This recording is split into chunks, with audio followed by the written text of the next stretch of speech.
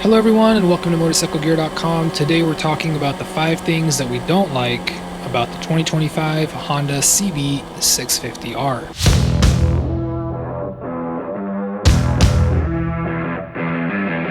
Now before we dive into this video, we do want to give a big shout out to our partners for supporting our channel and for helping make these videos a possibility. And of course, we do want to thank Honda for providing us with this 2025 CB650R for review. Now if you're not familiar with our bike review series, they all do come in a 3 video format. The first video being the full review, which does feature first ride impressions, specs, overall review, and of course we answer the 2 important questions: is this bike worth buying, and if we would buy this bike with our own money. The second video is the 5 things that we like about the bike, and the third video, in this case, this video, we talk about the 5 things that we don't like about the bike. Let's go ahead and jump into the 5 things that we don't like about the 2025 CB650R. Number 1 on the list of the 5 things that we don't like is the lack of choice. More specifically, as much as we like the E-Clutch, it is definitely a cool piece of technology, but we don't necessarily like that Honda is little by little converting their bikes to be E-Clutch only. For a while there, you had the option of buying this bike as an E-Clutch model or a traditional fully manual model, and we do like having that choice. Now look, the E-Clutch is cool, and you even have the option to mess with it as far as settings, and you even can turn it off. And yes, granted, the E-Clutch system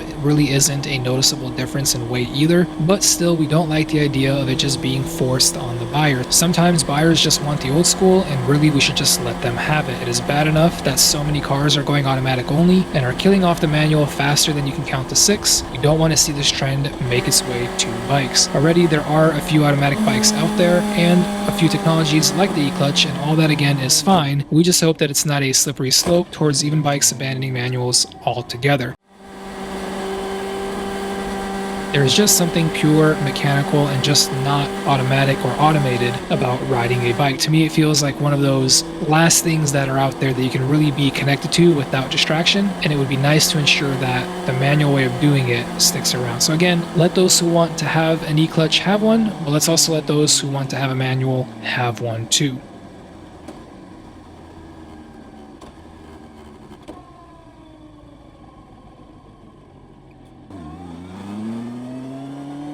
Okay, now before I start a massive petition for saving the manuals, let's go ahead and move on to number 2 on the list of the 5 things that we don't like about the 2025 CB650R, and that is going to be a continuation of the E-Clutch theme, and that it is just different. Now, before you think too much about that, let me clarify.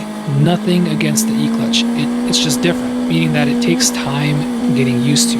This is really more of a me or even a 3 of us problem versus a true problem for this bike, but it does take time getting used to. So most riders are used to manual. Some even are used to DCT and other types of automatics, but E-Clutch is just different. It isn't an automatic, it isn't a manual, it's kind of a hybrid of the two. So, why is that a problem? Well, for people like us who review bikes, most of the time, we do multiple bikes in one day, or other people who own multiple bikes or just switch bikes for any other reason, it is just too easy to forget that you are on a E-Clutch bike. So for example, the very first few hours on this bike, I couldn't get my brain to stop pulling in the clutch lever, which basically turns off and resets the system. So, knowing that I don't have to use the clutch, my brain was just so programmed to do it, and it would just reset the system or turn it off. And then finally, when I got my dumb brain to get it, and I finally stopped pulling in the clutch, reminding myself that the clutch was automated, I then would start forgetting to shift because my brain was like, oh, it's automatic, but it's not. And now you might kind of say, okay, well, that's your problem. But here's the thing. It wasn't just me. Mike and James went through the same thing. And don't get me started on the switching back to the manual bike part. That was stall central. And always at the worst possible time, too. So, you got used to the E-Clutch. You got used to not pulling in the clutch. You get on a fully manual bike, and obviously your brain has to go back to, to remembering. So let me wrap this one up by saying nothing against the CB650R itself, just pointing out that this might be annoying to you if you have more than one bike and end up picking up an E-Clutch bike. So prepare yourself for taking time to get used to it.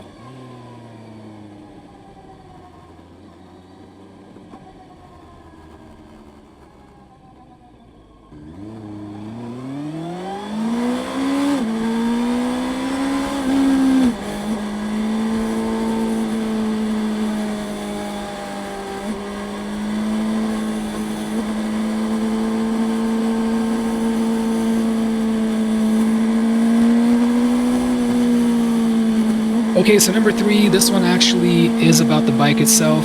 There is this weird thing that happens to too many naked bikes, and that is the decision to throw on some super afterthought Mickey Mouse ear style mirrors. There are a few out there that get it right with some bar end mirrors or thicker stem mirrors, like on the Street Triple RS from Triumph, for example. But in general, it seems like companies design bikes to look good and sometimes even great, and then go, oh yeah, we have to be legal on the road. Okay, so let's just go ahead and slap some mirrors on here, and yeah, we don't have any, so hey, how about those right there? Let's just, yeah, okay, they belong on an Italian scooter, but whatever. We have to have some, just throw them on. And that's literally what they look like. They just look like that. Horrible looking mirrors have become the standard. And I really don't understand why, because it's not an expense issue, it's just they're an afterthought and they look horrible. Also, not only do they look goofy, but then they have thin stems, so that means they vibrate a lot, and that causes the mirrors to basically look ugly and become useless because you can't see anything. So they don't perform and they look bad. Now, I get it. The aftermarket is there for a reason, and one of the first mods, including a tail tidy and exhaust for most riders, are the mirrors, but still, why do they have to be so ugly out of the box? And I feel like they're especially ugly on this bike when the rest of the bike looks so good. And I mentioned it earlier, it's not the cost. It surely can't be the cost. It can't cost that much to just make them slightly better from the factory, especially when a bike looks as good as the CB650R does, to have the mirrors kind of ruin the overall look. Anyway, I digress. Moving on to number 4 on the list of 5 things that we don't like about the 2025 CB650R, and that is more of a Honda problem rather than specifically a CB650R problem. And honestly, maybe that speaks to how good this bike actually is, that we keep pulling in items that are not super specific to this bike. But the thing that we don't like is that Honda doesn't publish power figures for their American market sold bikes. It just doesn't make sense. I'm buying a motorcycle. I want to know how much power said motorcycle makes. Other brands publish power figures, so we know it's not a legal or mandate thing. In fact, in Europe, brands are required to publish figures of horsepower, torque, Newton meters, all that kind of stuff, right? But apparently not here in the US, and apparently Honda does it as a marketing tactic, is my understanding, which I guess it's to not allow other brands to compete on spec sheets alone. They can't say, oh, our bike makes 2 more horsepower than the Honda, because they don't technically know what the Honda makes. And this is, I guess, done to create buzz, to focus on, marketing reliability and rideability and all the things that make Honda Honda. And all that we get, we understand that, but at the same time, we find it super annoying to not have the actual figures published, especially for us who do bike reviews. Like, we have to share the specs, so not having that published makes it definitely difficult. And to the point of what they're trying to avoid is that direct comparison. I want to know the numbers, so when I'm cross-shopping this bike, if it is more powerful, let me know that. So anyway, again, not a specific CB650R issue, but more of a Honda thing that does impact this model as well.